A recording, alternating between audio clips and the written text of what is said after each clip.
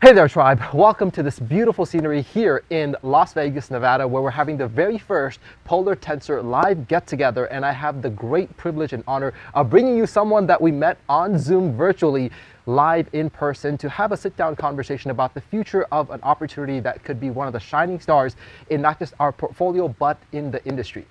And this man right here is the guy that is going to give us the deeper understandings, the vision of what he's creating, as well as the insights that we're looking for to make a decision for ourselves. So with that, thank you, Felix, for coming here in person to meet with all of us. The very first question that I have is, are you real? Are you AI? As many people ask. I guess the way I sit here and make the conversation with you, yes, I am real, yes. That's why I had to shake his hand. But Felix, thank you. And for anyone that's meeting you for the first time, a little brief background about your life and your journey into how you got to this position right here. Because we heard the deeper, long story, but just for someone that's seeing you for the first time, what is your background of getting into this seat as the owner of Polar? From starting out as, I believe you were in finance? Yes, that was my first job in Germany. I was working in a small German private bank. I was working there for 6, 7, maybe 8 years. Okay.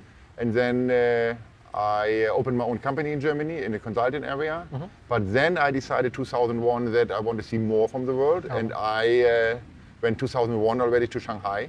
Shanghai, which is, you're stationed out of Hong Kong now. And now I'm stationed in Hong Kong, yes, but as well, people who know Asia and who know Shanghai 2001 and 2024 is a completely different city. It's like pre-Dubai, before Dubai Probably, became... yes. 10 years I'm in Hong Kong, I'm stationed in Hong Kong. What are you doing there primarily? There I was working for a big import company who bought and sold commodities. You did something in logistics. Yes. And did you create an algorithm for that company about optimizing logistics, something like that? Absolutely, indeed, yes. That gave me some insights about how you got to optimizing algorithms for the fintech world. Did that kind of help in creating the foundation of you figuring out that algorithms could be optimized and that you had a strength in that field? How did you go from optimizing logistics and algorithms for like import-export to fintech? I like to say that was a seed knowledge for my Polar Tensor later, what I gathered, what I learned during this employment time. Yes, I programmed AIs for supply chain management, supply chain optimizations, warehousing, everything what comes there together on information. And then later I stumbled over cryptos and then I put these both things together. That's amazing. Now let's dive into, we see that you have a credible background that leads you into how you got to where you are. You said you worked at a bank. Yes. What was your role at the bank? There I was working in the ship financing department. Oh, ship the financing. Also actually something else, but at least I had a solid background, say like this. In Germany we say Ausbildung. This you don't have in other countries. It's like a 3 years entrepreneur thing in a bank where you learn everything from A to Z inside a bank. Then you get a kind of degree at the end that you are a certified bank person, and then you go over and work as a normal. You have the pieces that make sense of how you got to where you are. You were saying the seeds of Polar Tensor, because being in finance, being around algorithms and figuring out how to combine those, first and foremost, what is the meaning behind the name Polar Tensor, and what is the big umbrella of many, I guess, branches of, I think, the Polar Foundation? Yeah, polar, okay. Polar, actually, it comes from the word polar star. Is, leading us since ancient times through dark and difficult times. And this kind of symbol I wanted to take over. Star. The polar star, the brightest star on the planet, I think, in the Western Hemisphere, what we always see in the north. This is a word where I then make this creation around. And tensor, I think, as far as I know it correctly, is a multi-dimensional containment inside the AI system. Okay. I know it's a very technical term, tensor there. I tried looking it up. That's why I wanted to ask if it had Polar has the big advantage. It's in Spanish, Italian, French, German. We all can pronounce polar. Polar is an easy word for every language. Outside of the name, what was the first version of Polar that was it an algorithm that you started to use for yourself? Yes. How did it get to, what was the baby step? What was the first time where you felt like you had something that was working, that A, you were comfortable using yourself, and then B, you wanted to open it up? Okay, maybe I answer your question in a different way. Why I wanted to do that. I have seen that emotions in professional tradings are a mistake. Yeah. You know, fear, greed, all these things, what we know from us when we trade, we are angry about something. Yeah. And I wanted to take this feeling out of the equation and let only data speak. And therefore I said, okay, try to build a bot first. Only something what helps me to make the right decision when to buy and when to sell maybe as cryptos. A personal use. You know, for me, only privately. Oh, you wow. know, in a small house, in my house, I wanted to, you know, have some support for this because crypto is, it's big, it's fast, it's global and difficult to grasp it actually because so many information go inside.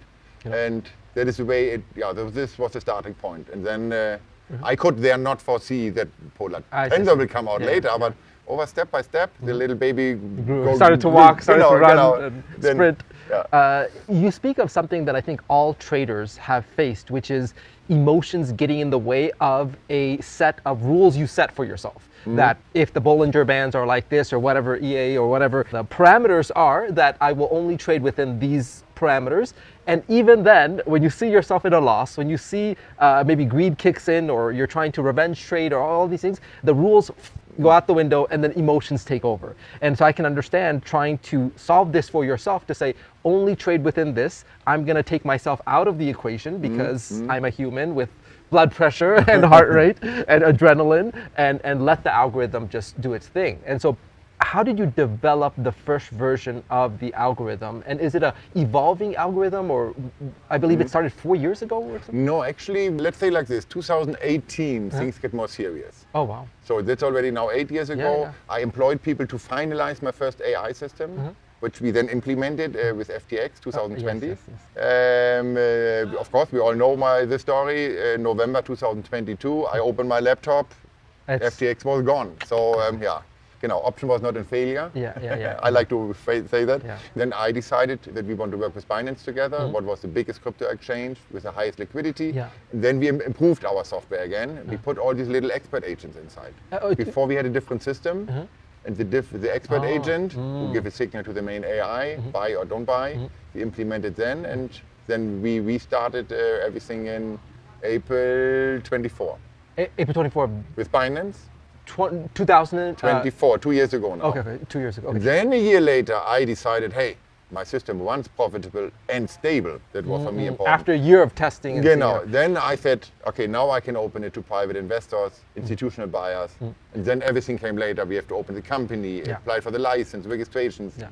And now we are in the market for the affiliate since 2 months and 2 weeks.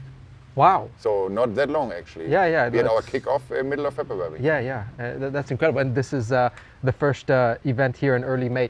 A few questions about when you entered into Binance. Was it, you mentioned you guys reinvented the algorithm, made tweaks to it, made improvements to it. Was that primarily you, your team? Who's we? So okay. I don't like to take the credit completely. I always say we as a team. Yes, you know. yes. For example, people in my company. Important is the infrastructure in Binance. We have to get the infrastructure right, and this I didn't really know how to do it. How to really get our speed up, and there our DevOps guy, who was in charge of the infrastructure, he gave me their great input. Okay. So it's a combination of people. And secondly, when you entered, after FTX went down, you still had some funds. I believe you were withdrawing funds. Genau, that was only privately. That was no only company-wise. Basically. No, actually it was private actually. And yes, luckily I withdraw some funds on my hard wallet. This was later the seed money for Binance. Otherwise I could not have started it. With that seed money, I believe it was 2 million? Actually more, because we still had to buy the BNB coins. Yes. They are around $3 million already. Oh wow! So we needed around better rates and I guess advantages with Binance. I think you need to hold like 5,000 BNB. 5,520. I deposit from the first day because we needed VIP level 9 from the first day. If VIP level 8 is not good enough. So, but that wasn't involved in the trading. That was just set aside. No.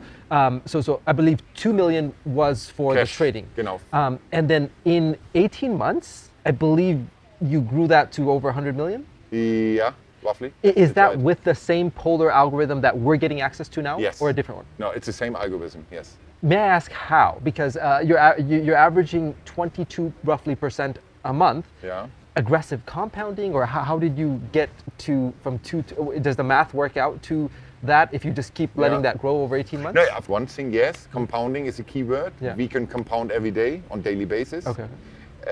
We didn't pull out any funds. And then, yes, our system was running stable.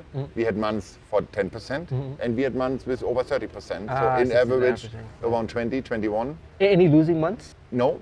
Losing weeks? No. I'm really proud. Never a losing week. Yes, we have losing days, of course, even consecutive days. Oh, really? Now the funny, this is what I like. The day we announced that we want to go public, it was, I think, the 16th or 17th of February, we had 2 consecutive losing days. First 2 days? You know, we had this before, but on the day I want to announce my baby to the public, and I opened the books, 2 times wet. Yeah, wow. So that was, but anyway, I was not, how to say, anxious or nervous. I know the system will turn. That is only, in accident, these 2 days are in losses. It can only get better from there. Yeah. My first day was actually a loss, and I found it refreshing. At first, I thought it was a mistake. I contacted my friend who I was like, "Is this a mistake? It says negative." But then when I understood it, I was like, "Oh, that's really cool." Most companies don't show the negative. They hide it. They mask it. They give us a false illusion that everything's okay until it's not. And so I like when other companies speak of transparency, they're showing the trading, but it always tends to be winning. It always tends to be positive growth without showing us the losing days, and it's really refreshing to see that. I want to wrap up with understanding where we are right now in this very first event and what the plan and vision is moving forward of a company that is just in its infancy of getting to market, because there's so much that you guys have set up in infrastructure, which is another question about like the Polar One, the possible expansion of the ecosystem. There seems to be a lot that is in the plans. I basically revealed the master plan, I think last week, when I announced that we open our Polar Exchange, our own crypto exchange. Wow. And this is actually the master plan behind it, that we need a community. The exchange can only work when we have millions of customers. We need the community. That was another question of mine. Why did you, when you found a winning algorithm, move into a retail client base versus institutional or accredited investors that could have given you tens of millions, hundreds of millions of dollars? But no community.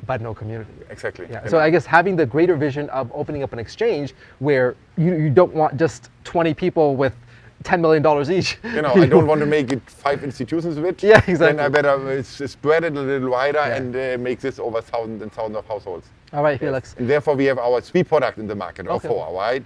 Polar Tensor, our AI trading system. Polar Money, our online neobank. Yes. Polar Exchange, our crypto exchange. But this will be for public in autumn. Right? Not now. Now we are in the pre-alpha stage. Everything is young. I only want to announce that people can follow us. Yes. Be a part of the journey. That I take the community into my journey. And then we have Polar Research, what is our, I would say. Which has to do with updating the algorithm? Polar Research is, let's say, it's our scientific research division. Research and development. To stay ahead and stay innovative and see what's working in the market. And in case even publish scientific papers and so on and so on. That is something what we want to do there more. Maybe even give knowledge to the people. That's cool. Teach people. Okay. Yeah. I want to wrap up with where things are headed right now. So this is the first event. Are we looking at more events around the world? Are we looking at head offices, the company events, that sort of thing? Head offices. Now, on one hand, yes, we will be a global company, but I'm not really planning to make regional offices or something. Is there going to be one main office? The office will stay in Hong Kong. Hong Kong, okay. So, yes. So that is, great opportunity for us to visit Hong Kong. I think in the next couple of months we set up our public office, and we can cater clients and leaders and business partners. They are welcome to visit us and meet me. Offline events. So yes, we have the first this weekend, tomorrow in Las Vegas. I'm already nervous, excited. For me, it's not normal to stay in front of a crowd of 500 or 1,000 people. No, you're more behind the screens. You can do I feel that your better, intelligence. I let the leaders do. But we make a roadshow in Germany, in Europe. Oh, really? Yeah, I will go. You'll be there? Yeah, I will go from city to city. Frankfurt, Stuttgart, Munich is confirmed, Vienna. Then we fly over to Madrid, Barcelona, and Malaga. Will those be in native languages or English? Germany, it will be in German language. I was just saying, in case you have people, you can possibly send it to And in Spain, of course, we work with translators in Spanish then, no? Awesome. Yeah. So this has been just a sit-down conversation with someone who is not an AI, a real guy with a real company, with real trading, with real plans. And I'm extremely grateful to be a part of it, extremely grateful to bring you guys the information for your own assessment and due diligence and diversification should you want to participate with us on an ongoing, evolving journey of something that has tremendous potential but is delivering here and now. And we can start to participate as more of this entire ecosystem comes online, and we can say we were a part of it in these early stages, from the very first event, very first in-person sit down, to hopefully meeting Felix all over the world, including their Hong Kong headquarters office, where hopefully we get a chance to connect as well. Felix, to anyone that is considering Polar Tensor as a home, as a diversification, as an opportunity for themselves, but is wondering, because of the past traumas, because of the nature of the industry, of your intentions, of the company's stability, of its legal foundations, all of those things, they're trying to get from their past trauma and go into the future of possibilities and excitement and hope for the future. What would you say to them of coming to Polar Tensor as their home and a place where they can start to rebuild themselves and their hope for a better future? Of course, I say you're welcome. I would encourage people to try us out. That's true. Put your first $100 inside. Yeah. You know, the level is very small. We are not asking for $10,000 to start with us. You can start with $100 basically. So, and then you see the results by yourself. And you guys don't lock up the capital? No, and, I'm not a friend of you have apps this. on the Google Play Store and Apple Play Store. So there's a lot of credibility there. There's a lot of legal foundations. Yes, indeed. We have a license in Europe, in the EU. We have a license in America. Wow. You guys really put a lot of thought and consideration and like a real business should. And, exactly, and that for is unusual for us. For me, it's no, but for me, it's not. I cannot understand how can I, you know, roll out something to private investors and then I have no licenses. But I learned as well, these licenses are not only for me important, even for you, of course. You who work on the front end affiliate, that you know that, we're good. Under the umbrella of licenses, that you can work legally as well, and nobody's knocking at your door one day. I really enjoyed the online, especially the in-person conversation that I've had with someone that is leading this adventure, the captain of this ship for us. It's been quite a delight to get to know Felix in person. Let's get him out of the sun so he doesn't leave here with a permanent tan. To everyone that is looking at this opportunity, I'm extremely grateful to be a part of it, and you can include it in your own journey. As always, we're coming together to discover these wonderful gems of opportunity to help people with big hearts achieve big wallets. With that, we'll catch Felix at the event happening this weekend and then across the world. Thank you again, my friend. Yeah, welcome. See you, Polar and beyond.